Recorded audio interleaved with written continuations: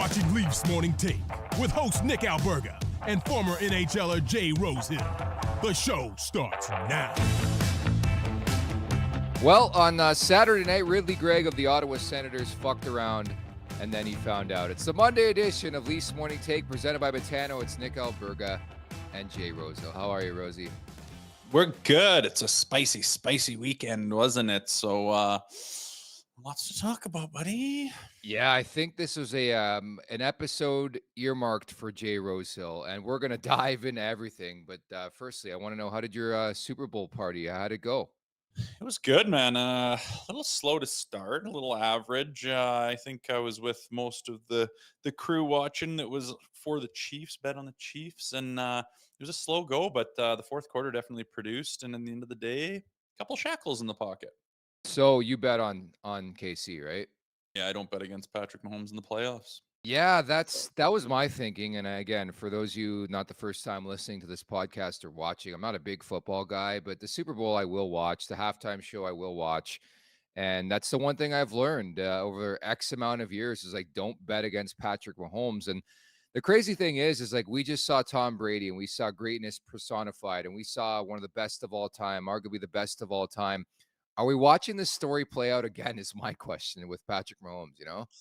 It's crazy. Like, how often do generational talents like butt up against each other and actually play each other in, say, a Super Bowl? It's usually a bit of a gap between them, but it's hard to argue with, man. Like, Mahomes is just, I mean, he's freakish and he's only 28 or 9, and it's just scary the way he rattles them off. They didn't have their best season, they didn't have their best offense, and they still find a way to get it done at the end of the season. It's impressive. And if you look at his numbers at the age compared to Brady, they are comparable or better. So I'm not saying he's better than Brady. He's got a long ways to go, but holy shit, is he ever on a trajectory to be in that conversation? All right.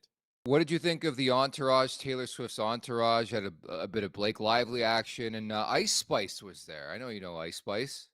No, I certainly don't. She's probably the one that I was saying, who the hell is that girl? But Blake Lively is in one of my top 5 for sure. She's a sweetheart. Her and Ryan Reynolds are she's mama. Bring it home to mama material, it seems like. So that was good to see her. It doesn't bother me, man. I mean, do you think Taylor Swift's going to be at that game and they're just going to be like, yeah, just don't show her. She's just the most famous human being on the planet, an absolute generational superstar, and people are bothered that they show her? Like, I don't get that. I don't get it at all. Like, who cares? Show her. Why wouldn't they show her? She is who she is.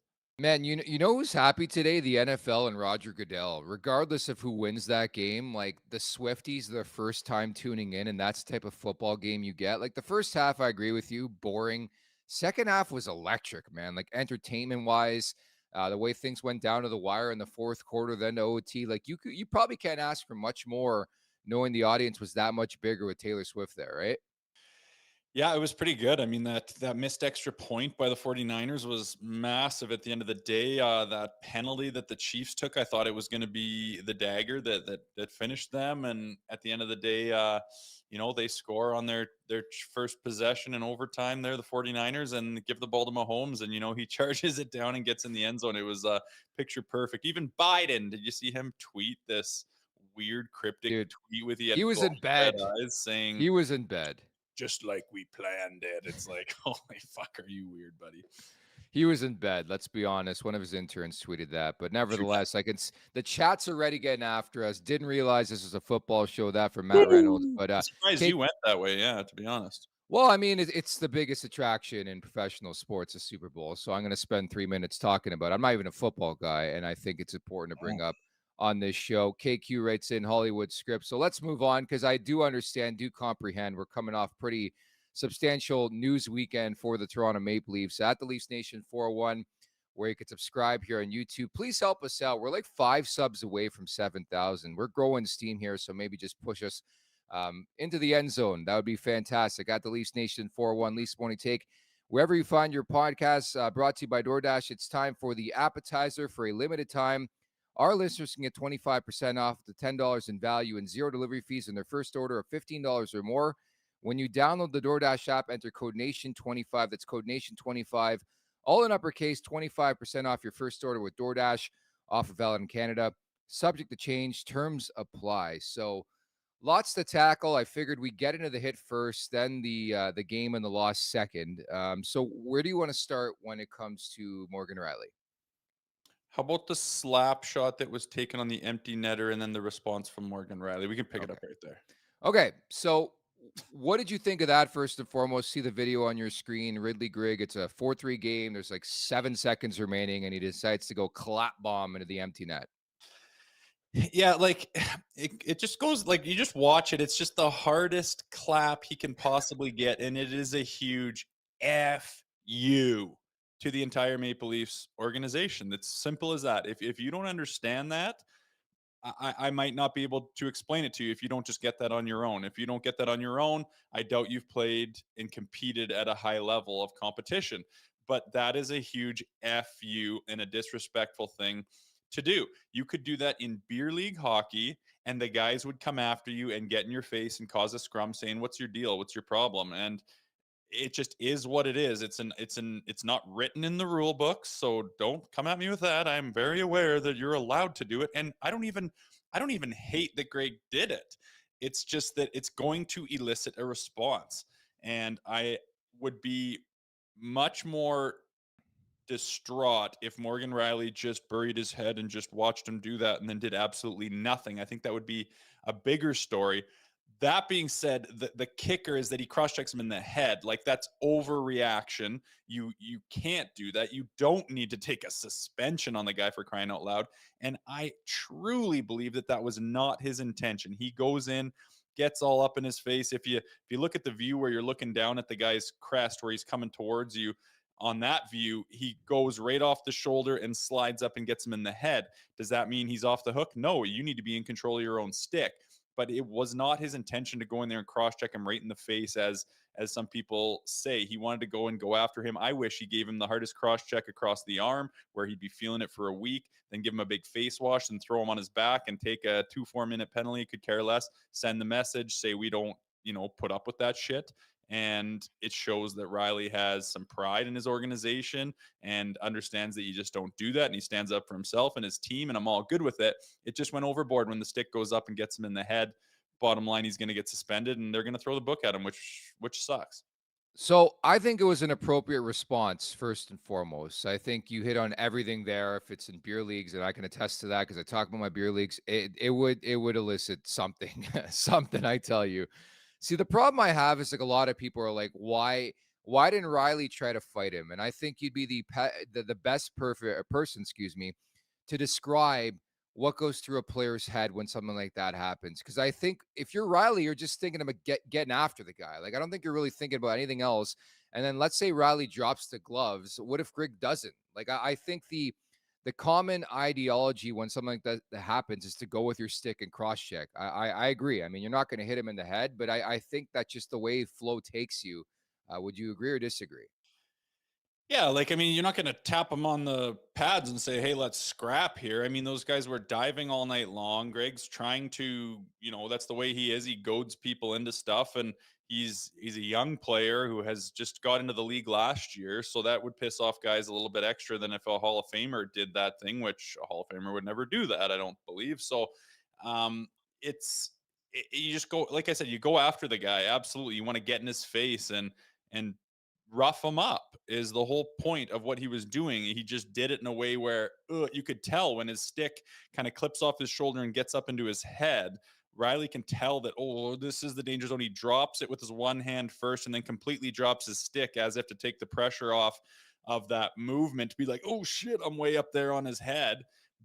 And that's why I can tell it wasn't his intent to just go and boom right in the side of the head, clips off his shoulder and whatnot. Again, that's on Morgan Rielly. You're in control of your own stick. That's why he's going to get suspended. But I mean, people are trying to twist it into this thing and then twist it into that thing. Like, you're not going to get him to drop his gloves and fight. He should have gone in there, hammered him across the arm with the hardest cross check, get your hand right in his face and smack it up against the glass and get in his ear and start giving it to him. And whatever he wants to do in return, maybe you have a little melee, maybe you have a big scrum, maybe you have a brawl, maybe you have a one-on-one scrap with those guys. But that clap bomb that he took, I mean, he was clapping that harder than the guys clap it in the hardest shot competition, and I'm not kidding you. And it was a huge fu to everyone to do with the Maple Leafs. Dude, the best thing about this, and you reference social media, people are talking about Morgan Rielly like he's fucking Zdeno Chara. Like this guy is like a piece of shit. He should be in jail. Like it's Morgan Rielly. Like give me a break. Like first and foremost, if he hadn't proved it already, I think Morgan Rielly should be the captain of the Toronto Maple Leafs. I'm sorry. Like the fact that this guy has the stones to step up and be like, nah, that ain't happening on my watch. That pissed me off. I'm gonna get in your fucking grill. Again, don't like the fact that he hit him in the chops. I never, say do that. But I think the fact that there was a response again reinstills everything I know about Morgan Rielly. The guy is just a perfect Maple Leaf. He cares. He's the one guy that you just never doubt. And the fact that people are looking at this guy like some kind of monster is insane to me. Like people are calling for like a Dale Hunter suspension. Like this is ridiculous that this league has gone to this point where something like that happens and people are calling for this guy's head. It's insane to me.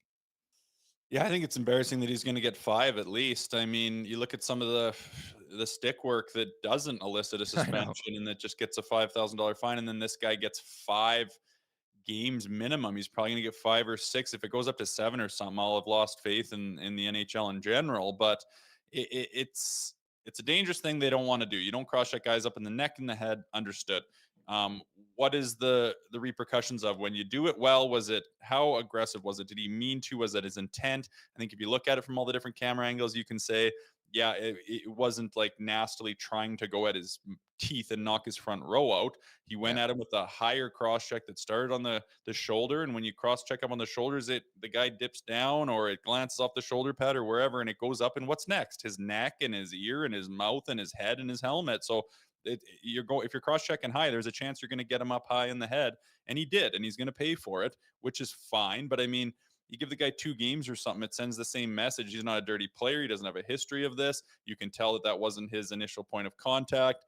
But no, they're going to send a message, and everyone's talking about this, and there's a huge spotlight on it because the Leafs have the biggest fan base on the planet, and everyone's talking about it. And Peros is going, oh, I better send a big message. Let's do an in-person hearing and say that we handled it properly, and we don't put up with that. It's like, I just don't think it's right. It's too much. And you can look at all the details that go before it and realize, 2 game, maybe 3 is plenty. But no, of course they got to go overboard and nail the Leafs with this one. And it just sucks. But again, I don't even care because it is what it is. They've won without Morgan Rielly for some unknown reason. It's odd, but I would rather have this, even though I don't like the extra suspension. I don't like the hit to the head. I'd rather have this than him just skate by and do nothing. I'd be screaming, throwing shit at the TV going, you gutless chicken shits. You don't care about that team. You don't care about the logo on your chest. You don't have any pride. All the honor is gone from the game. This idiot goes and just clap bombs this shit of it. Might as well throw up the double finger to your whole bench, and you guys don't do a damn thing about it. That would piss me off more than anything. You know what I didn't like? Ridley Greig's a great player. He's Canadian. Love him. I've seen him play in juniors and stuff like that. Guy went down like he got shot, man. And then he got up 3 seconds later and skated to the bench. He was fine. Miraculous recovery. And again, this was a game, as you referenced, littered with diving. And I'm glad somebody said it. Obviously Sheldon Keefe, a little disturbed by a call earlier in the game. Timothy Stützle, widely known as the biggest diver in the NHL. You don't think that's contagious on a roster? Again, I got a bit of heat. I caught a bit of heat on social media over the weekend for sort of suggesting that Greig dove, but he did. Let's call a spade a spade. Like, you don't react that way. If a guy hits you like that, he went fucking flying, man. Yeah, I don't know. I mean, they were diving all game long. You just finished an empty netter, and I don't know, like, I don't know where he's at. Does he not know Like, he didn't know. He you had no clue. shouldn't do Nobody was that? coming at him, I guess. If you don't know that you shouldn't do that, well, he knows now, and I have a hard time believing that you didn't think that was a huge fu to everybody, and that might elicit a response. But regardless if you knew or not, I don't know, you come in, you get a cross check kind of in the head. There's an angle of it where it looks totally bad, so it's not like you didn't get him at all. And of course, he's going to play the victim, and he's going to fall down and go, "Oh my God, what's happening? All I did was, am I not allowed to score an empty netter? What happened? I just got assaulted." You're going to play that role because he's got that little bit of rattiness to him, and he Yeah. plays that game, and I'm fine with it. And I don't even mind when those guys are on my team, but you want to give it to the guy, and he's going to pay the piper for playing that way. It's fine to me. And I mean, I don't expect him to stand on his feet and start swinging back. I expect him to No. go down like a sack of shit and try to elicit the biggest reaction he possibly can. And that's exactly what he did. It's just unfortunate. Again, then Rielly's stick goes up and hits him in the head. If it didn't, it would be a-okay. Everyone would have a big rager for the Maple Leafs right now, and all the naysayers of the Maple Leafs would be, you know, wouldn't have as much of a leg to stand on, but they're just attacking Morgan Rielly, calling him to go to jail for assault and everything else. It's pretty ludicrous out there, really. Well, it just tells you the era we live in of NHL hockey. But you know what's really telling? Toxic Claude Giroux. masculinity is what it was, Matt, or what it was, Nick. It was toxic masculinity. That's just got to get out of the game. It's Yeah. atrocious. It's toxic. You know what's telling though? Your former teammate Claude Giroux and his comments or lack of comments when they asked him after the game, where I mean, he didn't defend his teammate. I mean, tells you maybe all you need to know about how they felt in the Ottawa dressing room, you know? Yeah, G gets it. He knows that stuff. If he were to do that, he'd turn around right away, be expecting a response. And I just don't think G would really do that. But it's not the end of the world. It's not the worst thing you could ever do is just I agree. clap bomb one. But Yeah. it's a huge you're allowed to disrespect the other team. I did it all the time. Like call on the whole bench. Which one of you chicken shits is coming? Like it's high end competition. You can do that, but you're going to get a response from anyone with any amount of pride in their locker room and in their organization. So G knows that, and that's why he said, "Oh, it is that stuff happens sometimes." The guy goes out there and throws a big fu to the whole Maple Leafs, and then the Maple Leafs react to it. It's very simple. It's not hard to understand. It was what it was. The Morgan Rielly response went overboard, and I think it was accidental that it went that overboard and happens fast. And all of a sudden, you got the guy in the head. Shit, you could tell he dropped his stick, kind of like, "Oh, I'm in this danger zone here."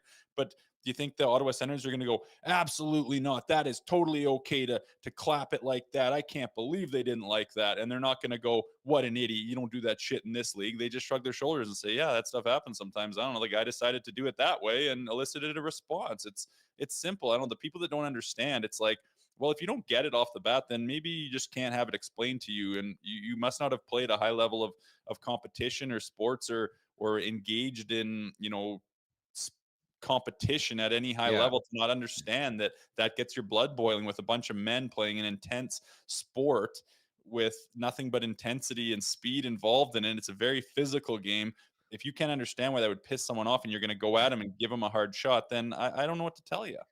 Yeah, and that's the one thing I don't understand dating back to Saturday. And as Rosie referenced, I mean, social media has been a tire fire for a vast majority of different reasons, but among them is like the pro like Riley crowd, the anti Riley crowd. But you hit it. Like if you've never played a sport and been competitive, like I don't know how you don't play sports that are not competitive. Like sometimes the response is not going to be what you expect. And looking at Greig, I guess he thought he was doing nothing wrong. And maybe it just speaks volumes to 2024 where there's going to be no fucking response by a younger type player. But a guy like Riley's been around the block. He's 29.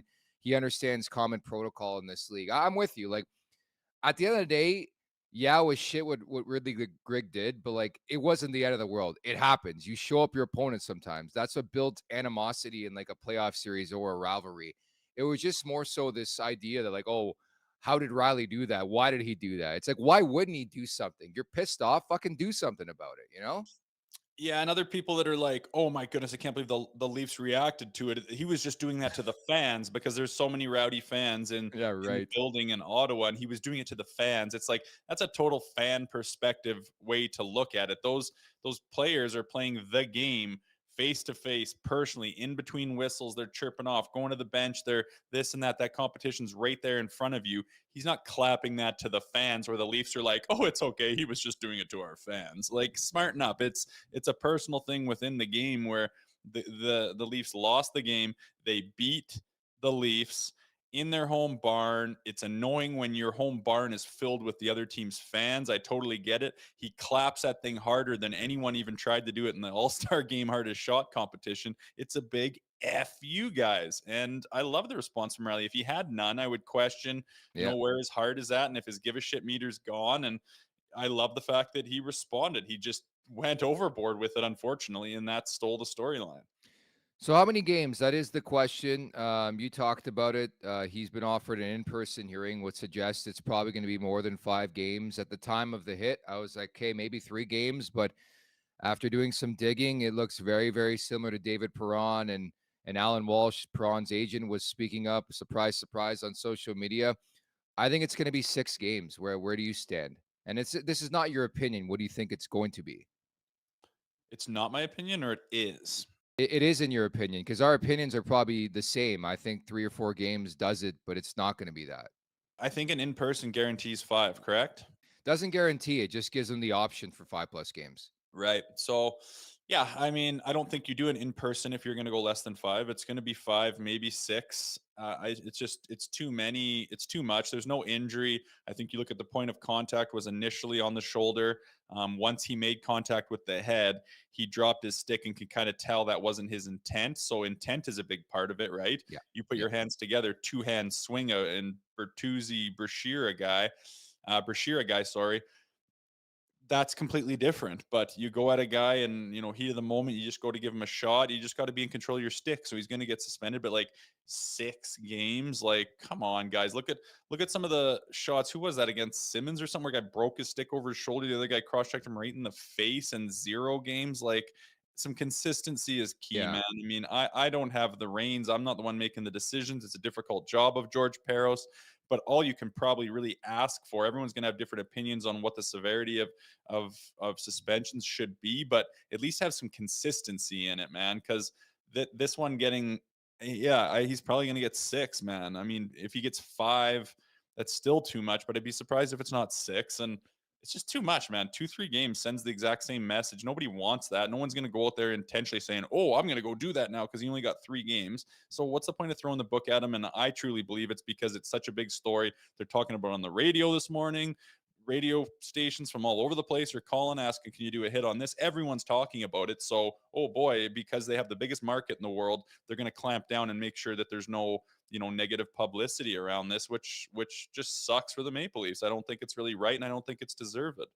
And it's bearing the lead. They lost to the fucking Ottawa Senators again, but we're going to get to that story. But yeah, like that's the thing to me, is like the inconsistency has caused the outside crowd, the media, social media, to sort of give their input on how many games should be. That's why there's some people who are saying 21 games, or some people who are saying 3 games, some people saying 6. Like, nobody has a proper answer to how many games this truly should be. But again, as you saw on your screen a couple minutes ago, we showed the David Perron one against Ottawa conveniently enough earlier this season, and he got 6 games for that cross check to the head. So you start to wonder if that's going to be the case as well here with Morgan Rielly. But I'm just curious from the Leafs perspective. There's just so many guys who need to step up. But it's disappointing because you're going to lose your top defenseman, Rosie. But I won't lie, hit in the face aside, I praise Morgan Rielly. Somebody fucking did something. Like, this team lacks a pulse on the best of nights, and Morgan Rielly stepped up and said, "This ain't happening to us. Sorry, buddy."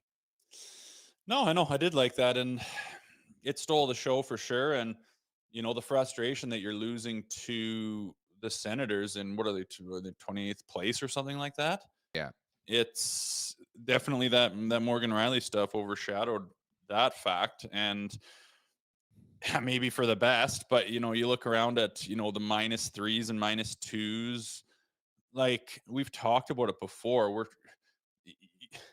You're not just gonna you're not talented enough. Like, no team is talented enough to go play like shinny and not give a rip about your own end, and always think offense first, defense last, and beat a team. Like, how many times do they have to get proven to them that they're not good enough to beat even the bottom feeders of the team when they show up with that mindset? They lose to the worst teams in the world for several years, and it's because they just show up and just expect it to be a win. Oh, good, we got a night off tonight. Oh, we don't have to prepare. Oh, we don't have to really have a game plan. We're just going to go out there and our skill will win us the game. It blows up in their face time and time again. And it's just like, you can't even predict games because you don't know where this team's going to be. And I've said it before, that comes down to leadership and coaching. You have to have that room in a mindset that's ready to go. You can't let them take their foot off the pedal just because you're playing a team that's in the bottom third of the NHL. It does not work that way. The disparity in the league is not that big. The last place team can beat you. Doesn't matter who you are. And the Leafs just keep having to learn that lesson over and over again, to the point where they're not even learning the lesson. They're just repeating it over and over again, which is why we get so pissed off sometimes, and why we doubt this team, and why we say that these guys aren't going to go through the playoffs. I want nothing more than to be on the bandwagon for the Maple Leafs. I want nothing more than to talk about them like they are God's gift to the world. I want nothing no more than to be so proud of the way they play. I want to rub it in everyone's face that doesn't like the Leafs. I want that. I want to be Mr. Positive. But they constantly do the dumbest shit that shoots them in the foot, ruins their season, causes fans to lose hope and not have faith in them anymore. What else are you supposed to do when they get, they get shelled by these teams that they're supposed to be better than? But being a good hockey team doesn't just mean you have 4 guys or 5 guys that have a whole bunch of points. That's not a good hockey team. That's a good hockey player. And this team has good hockey players, but they have not shown they're a good hockey team. Because when the going gets tough, they falter. When they're supposed to do things that's in their DNA, they screw it up, and they're unprepared, and they have these unspeakable losses and these brutal performances. And it's tiresome, and it makes you become negative, and it makes you lose hope in the team and lose, an ability to believe in them. And that's where we are right now. And that's why they're tickering around a wild card spot, and they were like Stanley Cup favorites, one of them, coming into the season. It's a piss off, man. And losing to the Ottawa Senators in that fashion, when you you have half the barn cheering for you. It's almost like a home game. And you're putting Jones back in net. You should have every reason to be like, we got to get our ducks in a row. What is the system in our defensive zone? Turnovers in the neutral zone are going to be unacceptable. If it's a low percentage play, we got to get it deep. We got to protect that puck. We got to have numbers. We got to support it. No, fuck it all. We're just going to go out and just whoop-de-doo, and oh, baby, I'll just find someone back door and we'll roof it and have a big sick Selly, and then Selly by the bench. So sick. And it just blows up in your face because they're not good enough to do that. Nobody is. And when they're going to learn that, I have no idea. Absolutely no urgency. You're bang on about that. This segment, by the way, brought to you by Seagram's VO Select Canadian Whiskey, artfully blended and impeccably crafted. Make it your very own. Seagram's VO Select is currently available in select LCBO stores in Ontario. And that was my major takeaway. Again, the lead was buried because of the Rielly situation, but once again, the Leafs took their foot off the pedal, where I thought they had a really good start. Again, they were playing an Ottawa team that hadn't played since January 29th. It was a 1-0 game. Should have been a 2-0 game, called back due to the offside. And they let the Ottawa Senators stay in the game, and they took off from there. And there was responses left and right throughout the night. But it was just your prototypical incomplete effort that we've seen all season long, unfortunately. Like we've been saying this all year, where they have spurts, man, where they look like an all-star team. They look like a bona fide Stanley Cup contender. And then they have spurts where it's like, has this team ever played together? And unfortunately, they can't find that groove where they're the better team on a nightly basis, Yeah, the consistency is not there. I mean, if you had, if 8 out of 10 games you've got your best stuff and you're rolling through teams and your system just looks like it's getting ingrained in every player, where it just comes naturally, and that's like your default, and your autopilot is that good systematic defensive, like we take care of our own, and then when that's taken care of, away we go with our high-powered offense. I mean, that's a beautiful thing, and they've accessed that sometimes, but it's not even half the time they have that. If you had it 8 out of 10 times, I mean, you got a great team, and you're going to have your hiccups. Like we say, it's the NHL. Other teams are bringing their best too. You slip up once in a while. It's a grind. You're on the road. The schedule never lets up. Guys get banged up. Goalies have off nights. It's understandable, but that's not what the Leafs are, man. It's not like we're picking them apart and they're playing 80% of the time, really good, solid hockey. And then every time they have a hiccup, we jump on them. That's not what's happening here. They're not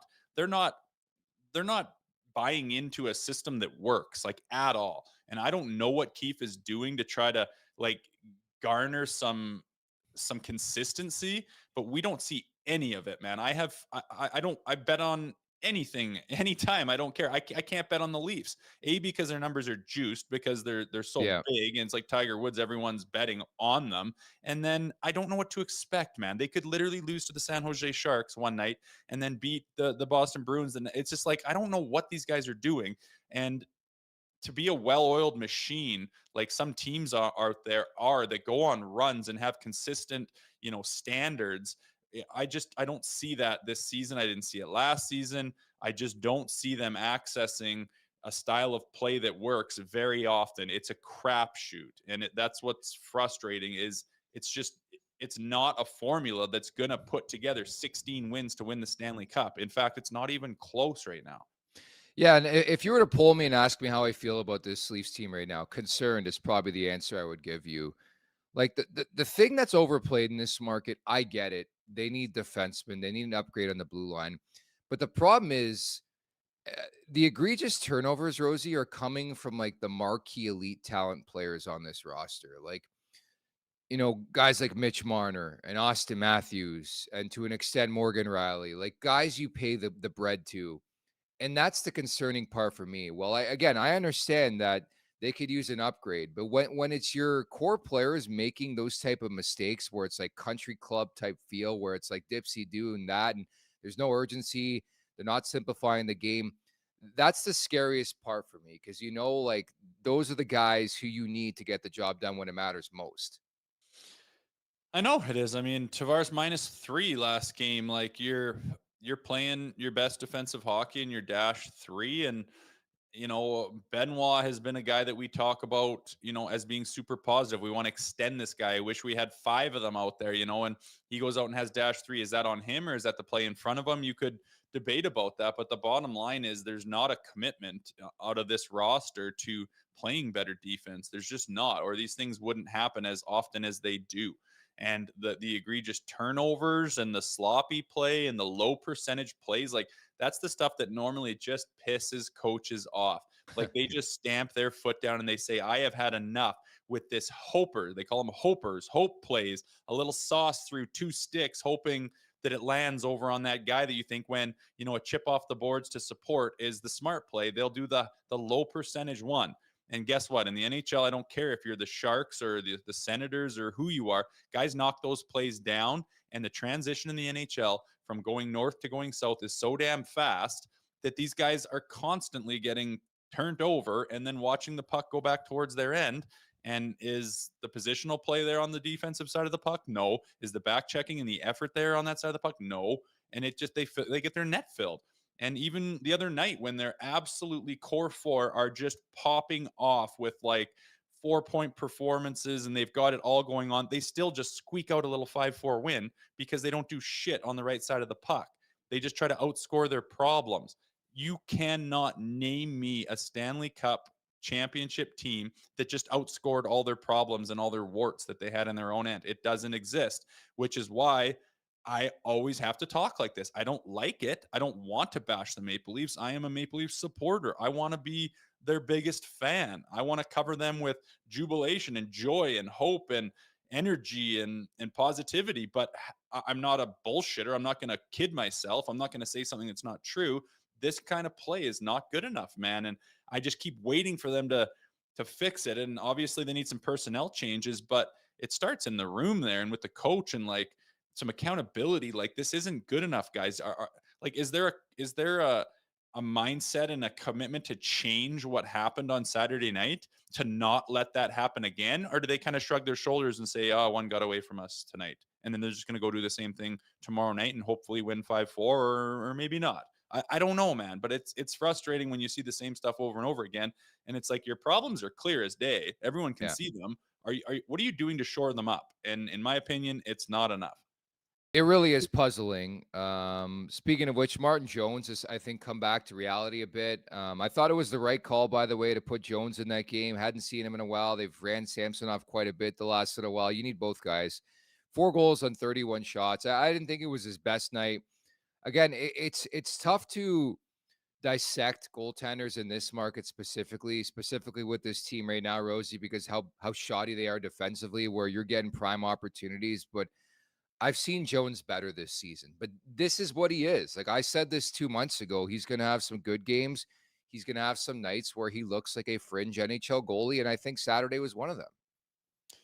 Well, it doesn't matter if it's Vasilevsky or who. Take your pick. If you allow enough chances and enough, D zone breakdowns, you're gonna get your cookies on any goalie out there. Yeah. And they don't play sound defense. They don't. Their D zone's not strong enough. Their defensemen aren't strong enough to allow these types of chances and rushes and backdoors and puck possession in dangerous areas. They allow way too much of that to. I mean, if you expect Martin Jones to bail you out of all of that, you're kidding yourself. You're living in a dream. No goalie is designed to do that. Even the best in the world is going to let you down if you put that on his shoulders every single night. So it starts with the skaters, man.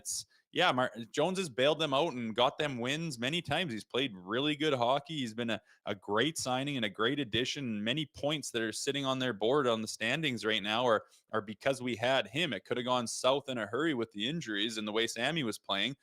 Yeah. But if you're just sitting there expecting Martin Jones to be the savior of all this poor play in front of him, I don't know what your expectations are, but you're not going to be happy. Sadly mistaken for sure. What did you think of the Leafs' second time this season? They failed to draw a penalty. Granted, again, on the Matthews goal, I think to kick off the scoring, they had a penalty coming, then they scored. But I think it's perplexing. That's probably the word I would use. That it always seems to be the Leafs every year. Go look up the numbers. How do you not get one power play in a game against a team like the Ottawa Senators, who are not the best defensive team in hockey? It's just mystifying to me. That's all I'll say. Like, this is not me complaining. I'm sure it happens to every team, but I don't know how a team like the Maple Leafs doesn't get a power play in 2 games out of 50 games they played so far. Yeah, it's odd. You'd think they'd get one here or there if they've got high-powered, offensive-minded guys, and they're not the greatest team in the world. You think that would lead to a couple opportunities where you get the right angle and a guy has to haul you down or get his stick on you or trips you up. And I think I did see that, and the arm just didn't go up. And I don't like to be the Leafs bitch. It's just so funny. How could some people think the Leafs get every benefit in the league I know. ever, and then other people think they get screwed every opportunity possible? How could there be that big of a disparity? Yeah. At the end of the day, I don't think they get any special treatment by any sense. But yeah, you got to play through those games. I mean, again, if you're sitting there, if you can't win, if you don't get power plays, you're not a very sound team. If you're expecting, if you just think, well, how are we supposed to win a game? We didn't get a power play, then you're not a good team. So yeah, it's frustrating when they don't get the calls and when guys are diving and it goes unnoticed. Sure, but the problems go a lot deeper than that in my mind. Bring back bunting. That's what I would do to draw some penalties with this team, but probably not now with the Carolina Hurricanes. With more than 4,400 hair salons throughout the United States and Canada, Great Clips is the world's largest hair salon brand and official hair salon of the NHL. Salons are locally owned and operated and open 7 days a week. Your time is valuable. Use the Great Clips check-in app. See the wait time, check in your phone, and get your haircut when you want. For more information, check out greatclips.com. Great Clips. It's going to be great. And speaking of great, the Leafs are going to need some great now on the blue line. Morgan Rielly's going to get suspended. Mark Giordano's banged up, lower body injury. They're saying maybe a bit longer than day-to-day. So William Lagesson, revenge game for him once again, played on Saturday after being a health bomb for 17 in a row. He was a -1, 13-14 of ice. But, like, the scary thing now, without Rielly, without Giordano, I think Simone Benoit is the number 1 defenseman on this team, man. Over McCabe, you figure? Simone Benoit. Yeah, I don't know. If you look to last year when Rielly, I don't know, it was in the teens how many games Rielly you're lost. Right. They were like 11-2 or Well, something. that's the thing is, like, people are like, this is doom and gloom. The Leafs are finished. They're cooked. Would you be shocked at all if they go on a monster roll here without Morgan Rielly? I wouldn't. Not really. It's like last year, their whole season should have been cooked. It was their most successful season in 20 years, you could call it, by getting to the second round. And they had their 4th string goalie in Shalgren in for the majority of the fall. And you would have expected them, it would have made sense to completely crater and get so behind the 8 ball, there's no making up for it. But they didn't. And they lose Morgan Rielly for X amount of games, and they go on an absolute heater. This team doesn't make a lot of sense to me. Anything is possible, and I've seen it all. So I wouldn't be shocked if they find a way. Now, if they just expect that to happen, I think they're going to be sorely mistaken, and there'll be a lot of disappointing games here, and they might just play themselves right out of a buddy playoff spot, which I think would be absolutely pathetic. So I'm hoping they find it. They go on a run, and it's that lunch pail mentality. Like, our backs are against the wall, we're facing adversity. Time to buck up and dig our heels in and go on a little tear here and do everything right and be hyper focused and band together and all that shit that you say that is said for a reason, because it's exactly what you need to do. If they do that and they access that, maybe they can they keep it together without their number one D man. And like I said, they did it last year. Anything's possible. I can't believe it's been 50 games. It feels like it's been like 3,000 games this season, just the turmoil, the ups and downs. Like, even watching Nylander the other night, I can't believe I'm watching the same player that signed a mega contract a month ago. Like, oh man, that one sequence where he turned the puck over like 3 times, the Sens almost scored. I'm like, they paid this guy 11 and a half sheets a year, man. It's just like, I understand why Sheldon Keefe, if you go back, look at Sheldon Keefe, his first day of coaching, why he had all black hair and now he has all gray hair. I get it. I get it, Rosie, because this team must be so interesting to coach on a daily basis. You just never know what you're going to get from them. I know, man, and I don't know if Keith. You're not in the room, right? So all we can do is speculate. I don't know what the Yes. speeches are. I don't know Yes. what the meetings are like. I don't know what the video Although session we is. know Luke Shen, so Yeah, I mean, still, he can say the words, but the feeling and the vibe and the attitude and the expectations, and you're never gonna know unless you're in there. But I don't feel like the accountability is real high. I don't feel like the attention to detail is demanded. And I just don't feel like these guys have any onus on them to change what they're doing. They have been patted on their head their whole lives and mhm. told you are fantastic, and they get rewarded with their contracts. So I just don't think, unless someone's barking at them saying, showing them the writing on the wall, then I just don't. I think they live in their own bubble, and they keep their confidence by, self assuring themselves that they're fantastic. And that's what you do have to do to be at that level, I'm sure. But the reality check is, this isn't really good enough. Things need to change if your expectations are to win and be at the top of this league. So I just, from what I've seen, I don't feel like that room and that coach is demanding that out of the players and demanding accountability for those details that go completely by the wayside many, many more games than they should.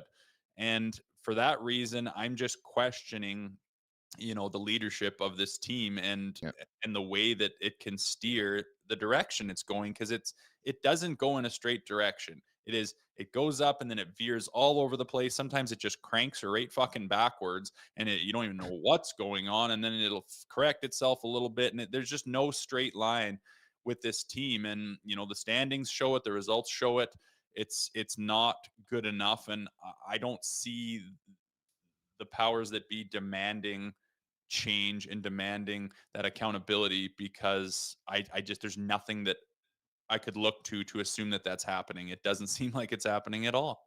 It's very, very confusing. Again, you just don't know what Leafs team you're going to get on any given day, and it makes absolutely no sense how you can be that good and then that bad even within a week's span. This segment is brought to you by Douglas, named Canada's best mattress on Canadian living. Douglas is loved by more than 200,000 Canadians, and they're backed by over 10,000 five-star reviews. Every mattress order comes with a free comfort sleep bundle, 2 memory foam pillows with pillow protectors, 1 luxurious cotton sheet set, and 1 mattress protector. That's a $650 value. Yours for free when you order at Douglas Mattress now. Order today at douglas.ca/LMT. That's douglas.ca/LMT to get that special offer from us. Looking ahead, Rosie, a 3-game homestand this week.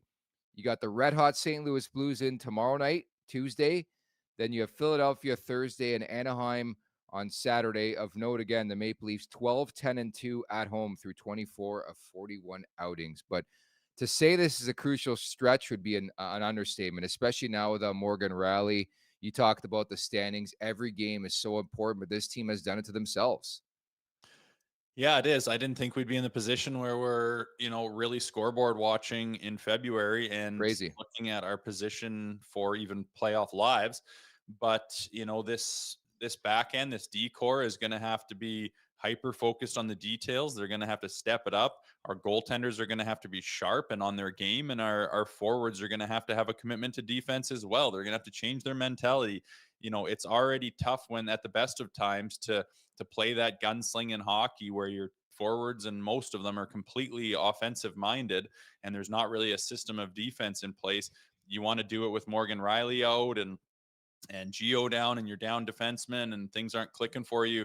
It's going to be ugly. So I'm hoping that they're making those detail changes and that everyone can step up, especially on the back end. And like you said, a Benoit's got to stand up and continue to play solid play minus last game. And McCabe's got to be a leader back there. He's got to step into that kind of number one role and be the leadership position of the back end, especially with Geo out. And everyone's got to elevate their game, and they are big points, and they're at home, and you want to kind of rectify your home record and start to make that a place where you can play some good hockey. I think we'll know pretty quickly against St. Louis if the Leafs are ready to persevere and overcome this adversity or not. Like, again, we've seen this roller coaster throughout this season, but the Blues are playing really good right now. They won 7-2 against Montreal yesterday. Torrey Krug had 5 apples. Braden Shen, Luke's brother, was fantastic. He's the captain of that St. Louis Blues team. And the more you watch the Blues and the more you talk about coaching changes, they're doing it again. Dude, they're 15-7-1 under Drew Bannister, very similar to 2019. Craig Berube, who is still currently unemployed to the best of my knowledge, just putting it out there. The Blues are doing it again. And I just think I look around this league, Rosie, every team seems to be boosted by a coaching change, and they just don't want to do it here. Yeah, it does seem to be that boosty bump. Yeah, I just don't think it's happening now. No. That kind of has to take place kind of at before Christmas type thing. We're post All-Star break. We're looking right down the barrel at the trade deadline. I don't see a coaching change happening or coming, but yeah, the Blues have been boosted by it again. I mean, a 7-2 win, you say, to Montreal. Yeah. Have the Leafs won 7-2 this year? Have they ever blown anybody out?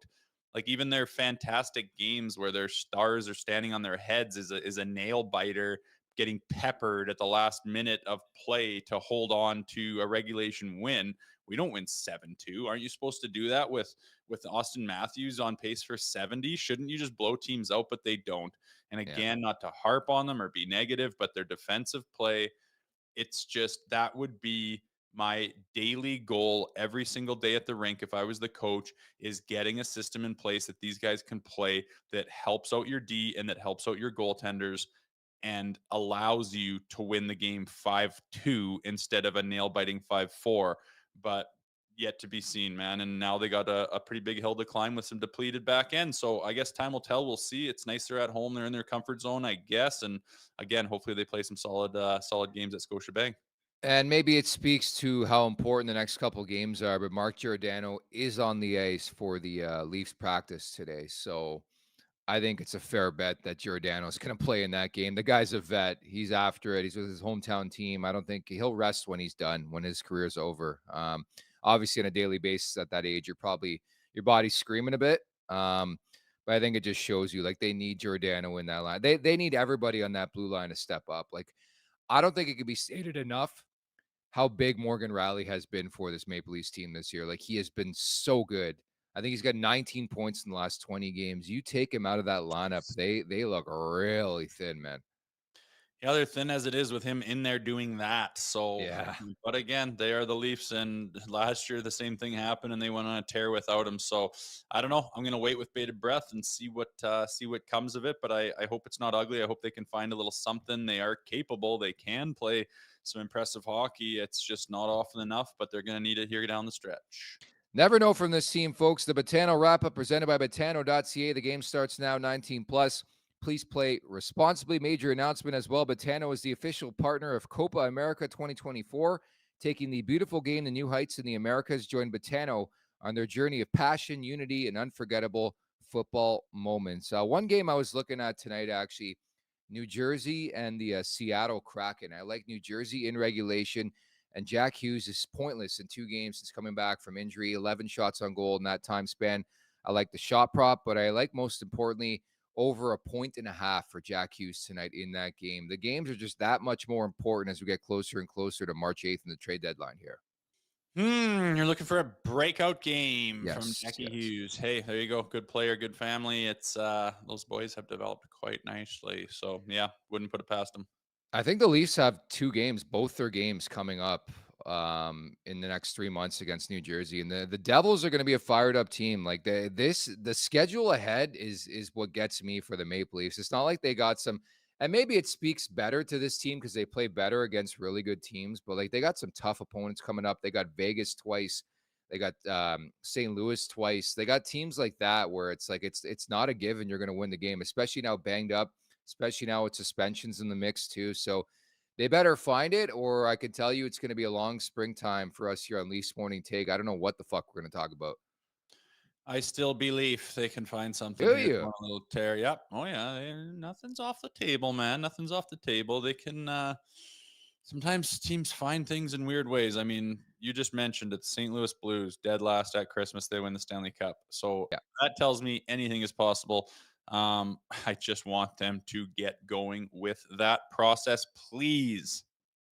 Okay, David Kampf back at practice too. So we'll see what the Leafs have in terms of a lineup coming up. The first of a 3-game homestand here, starting with the St. Louis Blues on Tuesday. We'll preview that one coming up tomorrow, Rosie.